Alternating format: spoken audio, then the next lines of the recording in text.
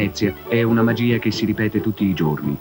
Una metafora che gioca la sua esistenza con una laguna a volte minacciosa e a volte amica. Rondò veneziano non poteva che nascere da questa città. In fondo, le alchimie della vita e del tempo che passa a Venezia si intuiscono e si respirano senza paraventi, come quando nel carnevale ci si maschera per vivere la follia in incognito, senza rendersi conto che spesso le maschere si trasformano in specchi.